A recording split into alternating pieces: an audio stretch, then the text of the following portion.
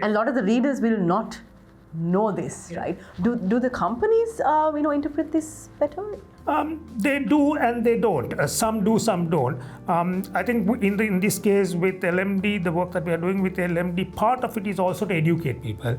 And we do have lots of engagement with clients after the survey results are published. You get clients talking to us. And also in the methodology that's published along with the ranking, we do try to stress on the fact that it is a sample survey, this is the target group, and try to educate the readership and educate the general public as well. Hello and welcome to the launch edition of LMD's podcast. LMD International, Sri Lanka's first international business magazine.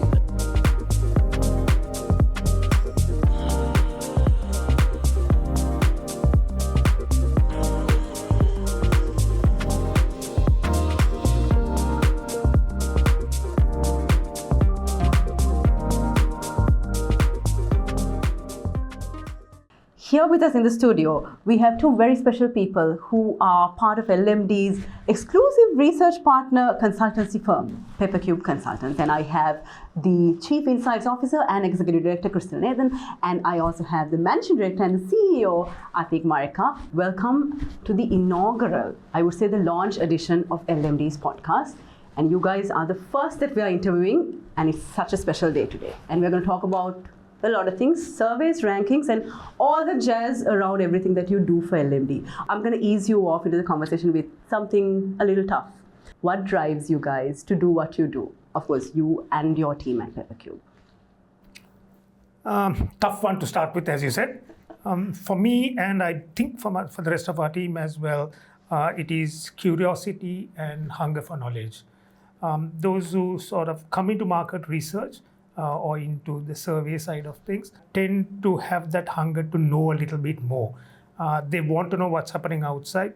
They're curious to find out what brands are working, what advertisements are working, how companies are performing. So that curiosity is there. And then when we even walk into a supermarket, the way we look at the supermarket aisles is different to probably somebody else. Somebody who's shopping probably is going there to shop for a product, whereas our eyes move around and we are trying to look for things. The other point that keeps us in this business, and I've been in market research for 20 plus years, is the client engagements as well. We love to talk. We love to engage with our clients. And each day is different, and each hour within a day is different as well. On an average week, month, we probably engage with 100 plus clients, client individuals, ranging from banking, finance, FMCG to media, as an example. There we go. Also, what keeps us interested in this space is when our clients do well, it gives us a high. Because we are working with our clients, we are working with brands, and we give recommendations to them. And when they execute it, and we see that it's working, it gives us a high. So I think it's a combination of the three. Curiosity and knowledge is probably the cornerstone to move into market research.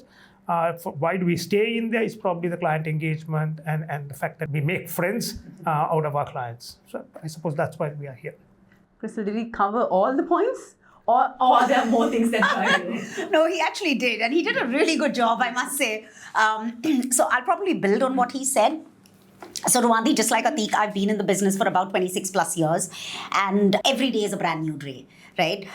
The industry, I would say, is so alive and is so diverse. One day in the morning, I could be sitting and examining what are the category codes that drive the finance sector. In the afternoon, I'm brainstorming with my team in terms of understanding what are the differences between food consumption in rural Kurunegala versus rural Gaul.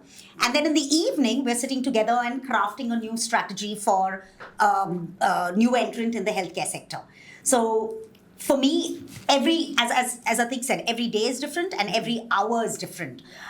So at the end of the day, it is about curiosity, the fact that it allows us to be grounded, and it also gives us a sense of purpose and learning. Mm-hmm. And that sense of purpose, learning, and discovery is what keeps our teams and us going. It's a lot of diversity. Yes, lots of diversity.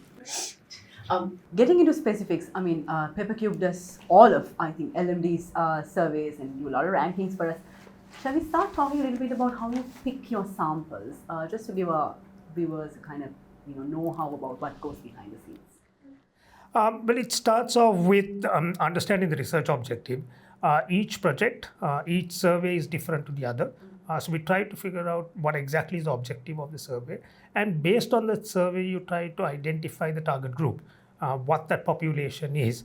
And in each survey, in each research project that you do, the target population varies. You spoke about LMD work that we do. So if you take, for example, the most loved brand that we do for LMD, there the target group or the population is the LMD readership. Now that's something important even for those who are looking at the rankings to understand. It is not the general public, it is actually the LMD readership.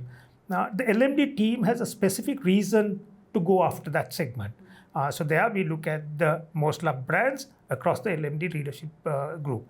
On the other hand, we have the most respected rankings that we do. There the target group is actually the business community or the employees within the private sector. Right? Now for a survey of that nature or to have the most respected company, it does not make sense to go to the general public because the general public will not be able to respond to a questionnaire or will not be able to rank companies which are doing well in the business sector, right? So that's the reason we go there. So each survey is different, but it is extremely important to understand what that target group or whom are we going after.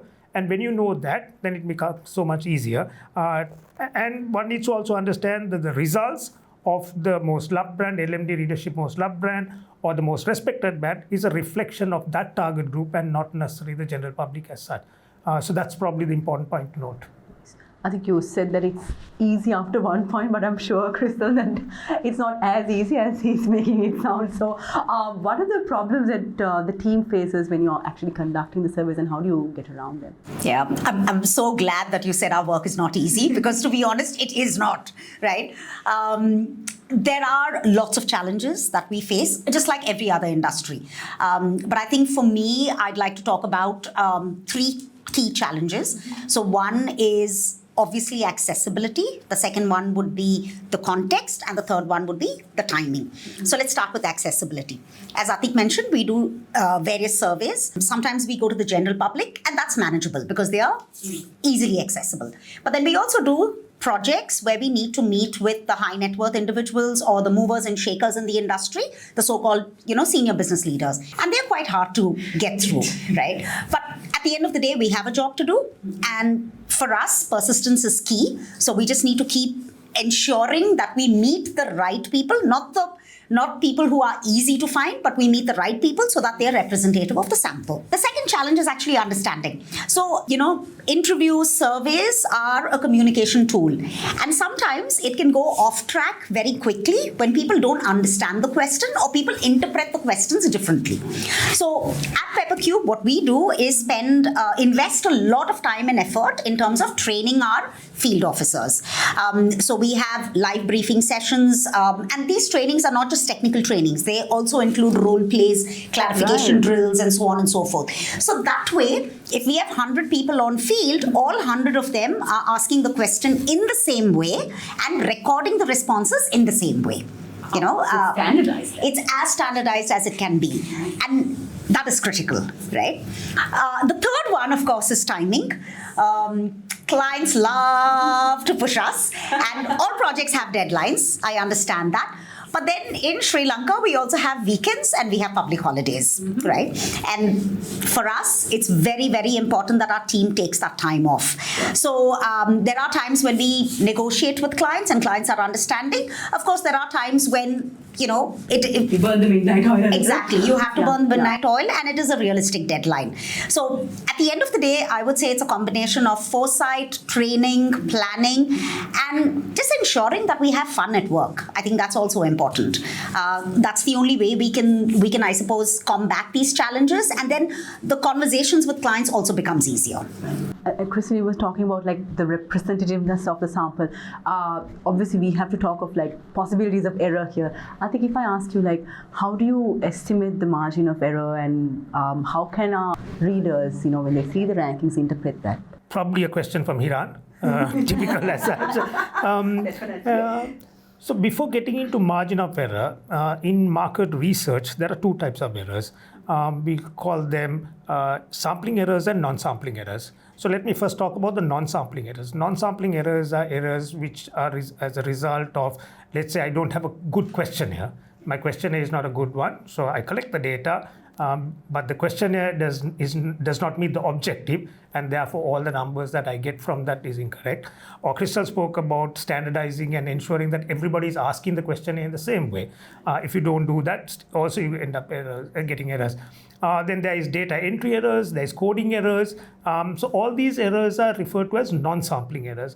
The reason for a margin of error is ideally you would want to do all surveys amongst everybody in the country. So let's say if you're doing a survey amongst for a shaving equipment company, you would want to do amongst everybody in the country between 18 to 75 or something like that. But unfortunately, you can't go to all of them because of cost and because of time.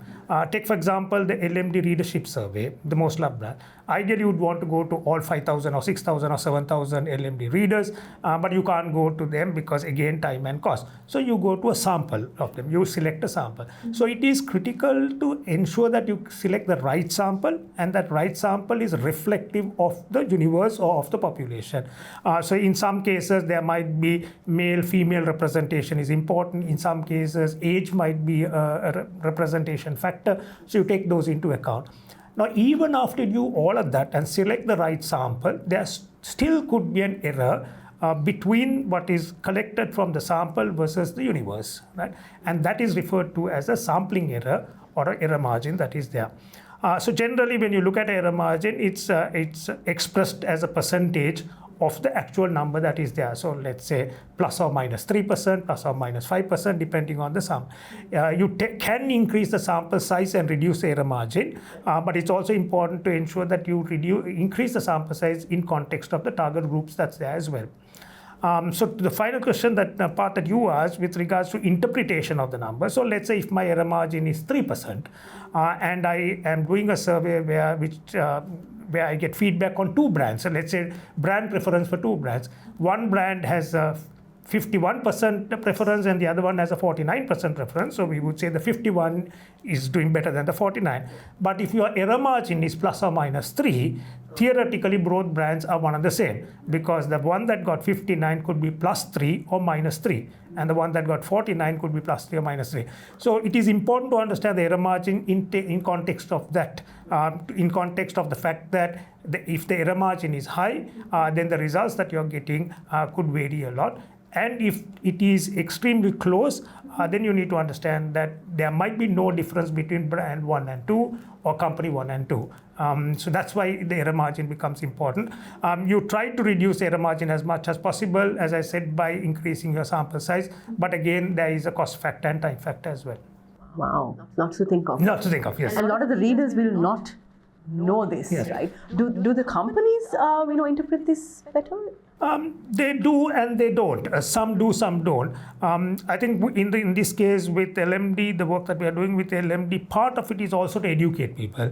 And we do have lots of engagement with clients after the survey results are published. You get clients talking to us. And also in the methodology that's published along with the ranking, we do try to stress on the fact that it is a sample survey, this is the target group, and try to educate the readership and educate the general public as well.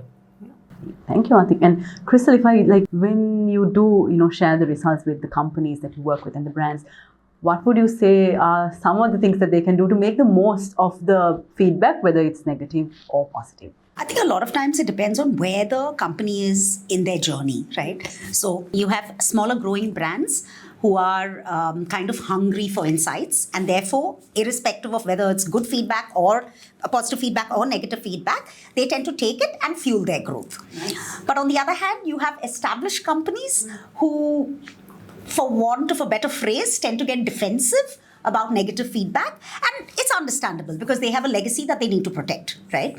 So I think the best way to do this would be to present the evidence in a calm, collected and logical manner. So you don't get emotional about those insights. You don't get emotional about the feedback that's being given. I mean, half the time we keep telling clients, listen, I'm just the messenger. I'm just kind of what the people said. Exactly.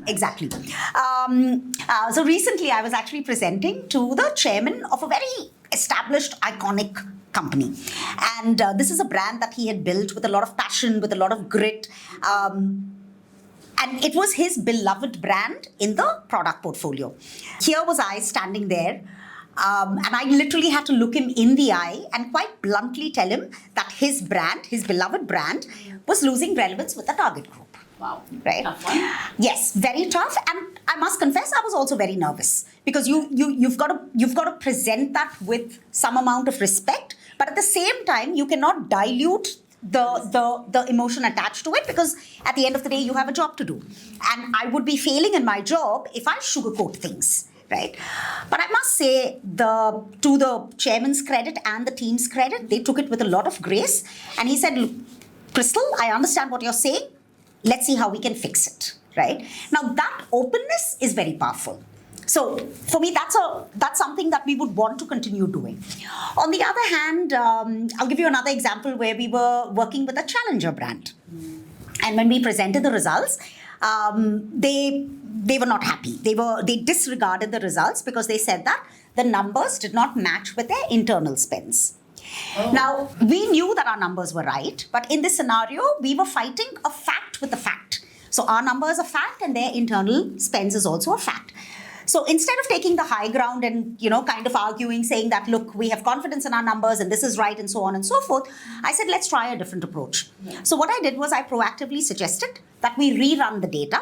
Wow. Okay. And we'll do it with a completely different set of data analysts. So that way you're mitigating any kind of risk that's there or any kind of bias that comes up manually or from a process front. Yeah. 2 days later, we went back and presented to them. Same. And guess what? The results were identical to the first round, right? Now, although there was a certain amount of time cost, process cost, and labor cost that went into it, I was actually quite happy to absorb it because it was critical for me to ensure that the client believes in the process and does not, kind of get disheartened by research because they were a new client to the industry.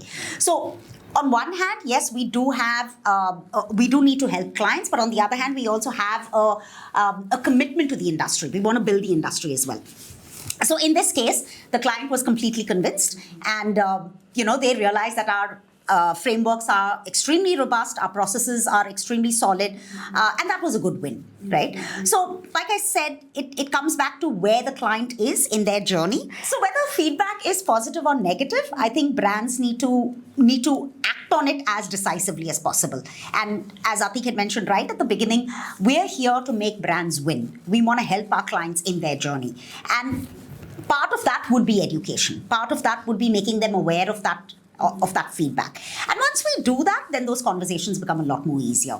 But I must say, thankfully, we're kind of fortunate and maybe blessed. At PepperCube, the conversations that we have with clients tend to be on a different level because they they implicitly trust us. They believe in our process, they believe in our talent, they also believe in our data collection methods. So for me, that's a testimonial in itself. And I'm quite happy to have those conversations, So we're having elevated conversations as opposed to having nuts and bolts kind of conversations. And talking about, I know we spoke of feedback, but if I just rewind a little bit, I think the methodology that, companies use should also be understood by the brands that you work with as well as the readers that see the final works. Can you give us, I know it's a big question, slightly theoretical probably, but if I can ask you to briefly take us through how ranking methodologies work. It's probably important to have the right blueprint. In the case of LMD readership survey, in the case of the most loved brands as well, I think we spent a lot of time at the beginning with the LMD team to ensure we understand what they're looking for and to also explain our process to them. So that probably took us 2-3 full days to ensure that the script or the blueprint is right. And then from there onwards, what market research companies can do is follow the process. We do not dictate the outcome. Whether brand A is good or brand B is good, or whether somebody gets 50%, somebody else gets 75%. Theoretically, I hope this is not misinterpreted. I actually care less about that number, right? Because I should not worry about the number. I should worry about the process. So we agree on what that framework is, and then we agree on the process, and I need to stick to the process. Crystal spoke about a few things with regards to the data collection methodology, or how do we go and collect the data to make sure that we train our data collection individuals, it is standardized. So those are all part of the process, right? So the outcome is actually secondary. We don't start a project saying that, okay, this is the number that we are going after, or this is the brand that needs to win, right? We don't go after that.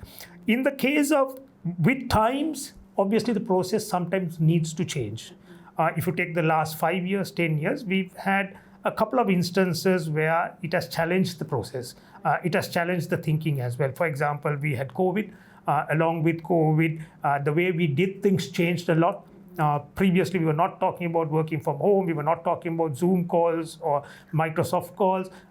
We were talking about only working from a given location. That changed. The way we shop changed as part of COVID. Then we had the economic crisis that challenged the process once again. So with all of these things, the way that we do surveys, the way that we look at rankings, the questions that are included sort of change a little bit as well.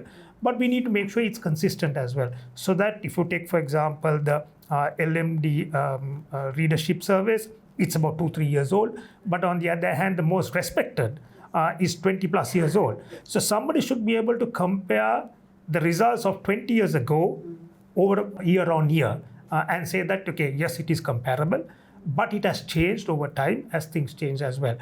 So we look at both. One is consistency in the process, but also flexibility in the way we do things as well. So it's a combination of the two that works. Nice. And companies, do they understand the importance of being up to date with the dynamics? Or because, like you said, most respected has happened for like 20 years, and I'm sure we've had the same lot of companies that have been more or less in that ranking up and down. Do they get the dynamism that you put in?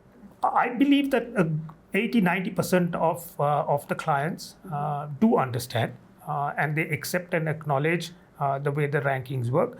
Yes, there might be a few who do not understand it, and that's all right, because part of what we are doing with LMD is educating people as well. As I said right at the beginning, the cornerstones of market research is curiosity and education and knowledge, right? So this is part of the process. So that 20% who do not get it, our job is to educate along with the LMD team and the PepperCube team to talk to them and make them understand how it works. So it's a combination of two. I think majority do understand. And look, if you take the most respected ranking, it's probably the number one ranking in the country today, right? Amongst the business community. You could have other multiple awards, winning and losing and all of that. But as far as the business community is concerned, this is the award that they talk about. And we've had engagements with clients even before we got involved with LMD, where clients used to call us and say, why am I not number one? Why am I not number two? Or why am I not in the top 10? So this is there at the back of their mind. This is something that's been talked about in the boardrooms. This has been talked about at the senior management discussions. So it is important. And as a result, it is important for us and LMD to make sure we do the right thing as well. And we are confident and comfortable with what we have been doing in the last 2-3 years since we got involved with LMD on this particular surveys. And as you said, I mean, we have a lot at stake as well. We are very closely working with LMD to make sure that we get it right.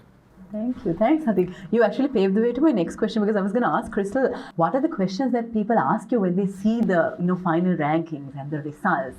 And how do you, maneuver those questions in a way that, helps everybody? I think probably the top 3 questions is, number one, why are we at this number and not at that number? The second one is, I was at this number last year. I'm not at that number this year. When the rankings go up, the questions don't come. It's only when the rankings drop. But the third question, and this is what I like the best, is what do we do to go up? Right? And that for me is being proactive. That for me is call for action. The way I craft my responses, so to speak, would be, or the way we craft our responses, would be to remind the client that rankings are a single data point in time. right? It is not a reflection. It's just a data point in time, and it does not tell you the whole story. So yes, today your rankings could be up because you may have launched a new product. You may have increased the frequency of your communication campaign. You may have opened new stores or branches, or you're just offering a lot of attractive promotions, and that's what's kind of building awareness. So it's a validation of the effort that you're putting into the market, but it's not necessarily the end goal. Right. The second thing is about context, and I know we've been harping on this, but let me just harp a little more. It is about understanding the target group. Who did we go to? What questions did we ask? And how did the responses get recorded? So for most of the surveys, or for all the surveys that we do with LMD, currently we're doing about 6 or 7 surveys with LMD, we have a very clear and transparent design. And that design was constructed in collaboration with the LMD team, right? And they've been extremely helpful, and they've been extremely supportive on this front. Hiran and Tanya and all of them say, hey, listen, you're the experts, you do it, but this is what I want. So it is a lovely balance of what the objective is, what are we trying to do, and how do we do it. And as Atheek said, it's never about the number, right? The number is an outcome of the process. So coming back to the design, let me just quickly elaborate. The LMD survey is done on an annual basis, and we randomly pick respondents from a database that's given to us by LMD, right? So it's confined to the readers, the readership, so to speak. The Business Confidence Index, on the other hand, we run it on a monthly basis, and our sample is 100, and this 100 is representative of the business community. The Good News Collection, which comes out on a monthly basis, here what we do is we go to 1,000 people at a national level. So across age, gender, SEC, provinces, we've covered the whole gamut. And we do this on a monthly basis with 1,000 people, and they are randomly selected. So it's always important to understand the nuts and bolts behind the survey before you jump to conclusions. So the what, the why, and the how is very, very important. That becomes part of the conversations that we have with clients. And when we explain this to them, clients get it. And that's when the aha moment, the light bulb goes off in their head. So that's good. Yeah, I mean, just speaking on what Crystal said as well, I mean, if you take the whole portfolio of ranking indexes that LMD is doing with PepperCube, it gives you a good coverage of what the business community needs to know, right? The Business Confidence Index, the Readership Awards that we are looking at, the Good News Collection, all of these, and then obviously the most respected. Yeah, to some extent, this gives the business community all that they need to know at varied frequencies. Some annual, some monthly. The frequencies might be different, but it gives them a good idea of what's happening. Take, for example, the Business Confidence Index. Probably on a monthly basis, I would be involved with presentations at a very senior level, probably 10, 15 engagements. And almost all of them, if not 90% of them, will talk about the Business Confidence Index. Wow. They will connect it. They'll want an opinion on why it is going up, why it's coming down, connecting it with their businesses, connecting it with how the economy is doing, what's happening with growth numbers, with GDP. So almost all of these things. So it's actually bigger than LMD now. Because right? It's been there since 1997. Yeah. So and the only thing like that. Yeah, it's just that it says LMD's Business Confidence Index, or now it says LMD PepperCube Business Confidence. But those names are technically irrelevant now, right? Because it's got a place in the business community. So I think to that extent, it's a great achievement. Yeah, and I think you hit on that point. You hit on the right point, because if you take the LMD magazine, it basically, for somebody to understand what's happening in Sri Lanka, right? Mm-hmm. From page 1 till the last page, you've got everything in it. You've got the Business Confidence Index, you've got the Cost of Living Index, you've got the Consumer Confidence Index. And then, of course, you have the various, favorite brands and favorite services. So it gives you a snapshot in terms of what's happening in the industry. And I think that's good. I never thought of it that way, but I'm just visualizing it from page 1 till the end. You've got the entire story. So just read more of LMD. Your monthly digest. Your monthly digest. And talking of exciting things at LMD, you guys know this, so we are collaborating with Superbrand Sri Lanka, and we're waiting till January when this is going to come out. Everyone's very excited, and of course we had a part to play in how the rankings were listed, because it was we were part of the shortlisting, and I think you were also there in the Brands Council, where we took some deliberations also from the Brand Council. So we're excited, but just want to ask you guys what you think of the entry of Superbrands to Sri Lanka. I'm just going to force it at the both of you. Ladies first? Yes, ladies first. Okay. I don't know about ladies first, but I'm super excited. I'm super excited for Superbrands to come back to Sri Lanka. We did have Superbrands earlier, and I think there was a gap of about 18 years, and now they're back. So absolutely fantastic. For me, the two reasons why I'm excited about this, although I had no role in the whole Superbrands bit. But first of all, Superbrands is an invitation-only recognition, right? So that's extremely prestigious. It talks a lot about the brand stature and the brand status in the community. The second one is, any brand that gets listed in that Superbrands list, you're basically reassuring the consumer that this is the best in the category, so your decisions are revalidated. And I think that's fantastic. Furthermore, brands that get listed are basically brands that offer a physical or emotional advantage over their competitors. And these are brands who know what the consumer needs, wants, recognizes, and therefore, most probably, your consumer will want to pay a premium for it. Sure. So I think for me, that's the first key point. The second key point that I'm excited about is Sri Lanka's finally going to be back on the global map, and I mean, it's a fantastic platform for homegrown brands to sparkle and shine. So as you can see, I'm super excited about Superbrands coming back to Super Sri Lanka. After 18 years. After 18 years.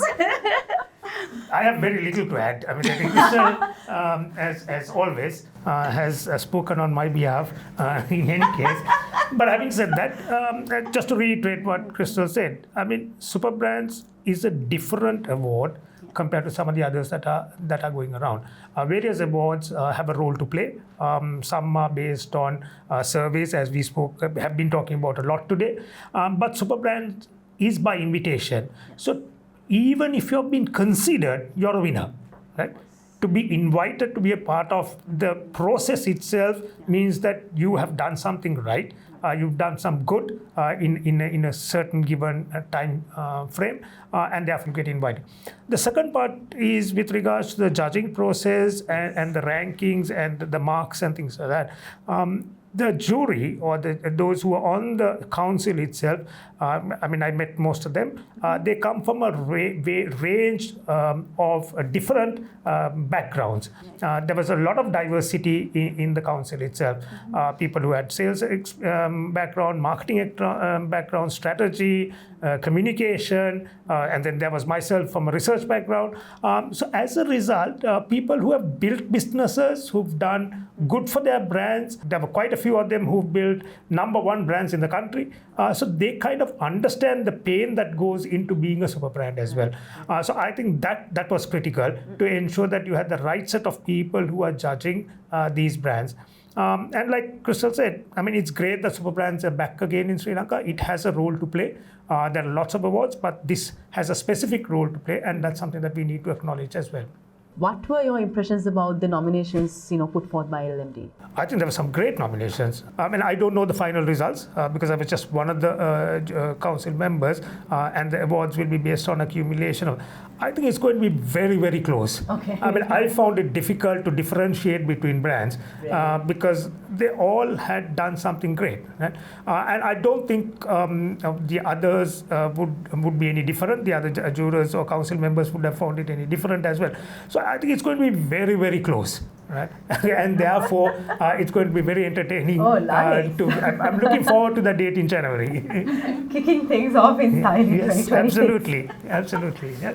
Wow, amazing. It was so lovely having you, Crystal Nathan and Atheek Marikar. Thank you very much for being our inaugural guest on LMD's podcast. Thank you very much. And we hope we'll, come back to you maybe after Superbrands is here to see how exciting things, are. Things actually start off. Thanks, Ruandi. Thanks for having us. And certainly thanks to the LMD team as well. It has always been great to be a part of the LMD family. We've been, I suppose it has been an emotional journey as well in the last 3 years, where we've engaged a lot with the team. And we have a very good relationship with the LMD team. And I think we kind of understand their language as well.